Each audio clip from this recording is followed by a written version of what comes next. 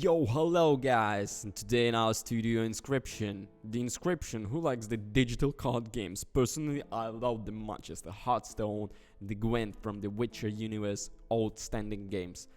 So, as I said before, personally I love them. So naturally, when I saw the trailer for Inscryption, I was instantly sold. It looked like a simple and positively addictive game that I could chill out and sink my teeth into for a nice review. After 16 hours so through, I realized that Inscryption is much more than a single card game. I'd never been so happy to be so wrong in my entire life. All through, the addictive part remained very true. In the early hours of this delightful title, you'll be fooled into thinking you know everything there is known about this game. You move a token on a board one step at a time, choosing alternative paths, each one resulting in a different set of enquaders represented by a symbol on the board. Some give you additional cards, others buff your existing ones as well as the new items.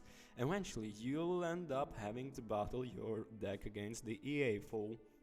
The gameplay dynamics are easy to understand. It's simple turn-based affair. Each card has attack and defensive points, and your goal is to tilt your opponent's skills 5 points in their direction to win the match.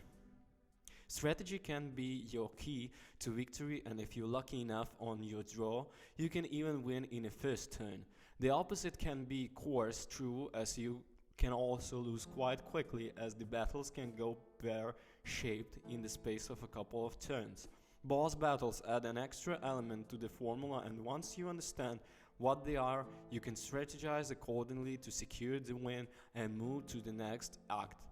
Naturally, you're going to lose a lot as you plot through, etc. Sometimes it's unlucky, often it's a bad deck building or generally bad planning. Don't read too much through, you mean to lose that there are some roguelike elements that enable you to have better cards and items to help you on the next run. Right here, you're probably drawing a picture in your mind about what Inscryption is all about and what to expect. Don't worry, my brain did, even through the game was hitting at some mysteries and lore in between my turns. Nothing really prepared for me will happen once I beat in the first boss. Without dumping any spoilers here, the game changes. More story, more mystery, and flicking the core gameplay on its head. This meant learning new rules, figuring out new strategies, and building decks that complement them. Inscryption continues to go this right up until the end. Finishing the game will likely leave you with many questions in your head. Due to the nature of game, you'll likely miss a bunch of secrets through your first playthrough. To find the answers, you find an abundance of help from the community that has tried into the ARG elements that Inscryption has woven to experience. Your opponent isn't simulating another player and doesn't play by the same rules. He's more like a dungeon master, the dealer of the hands of fate, narrating in quarters and putting on voices and masks no portrait NPC as you cross a map.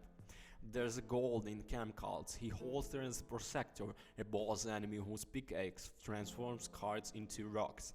Then he takes off the mask and sets up for minutes around a campfire to play out a scene with suspicious starving travelers who've offered to warm one of your beasts by their fire.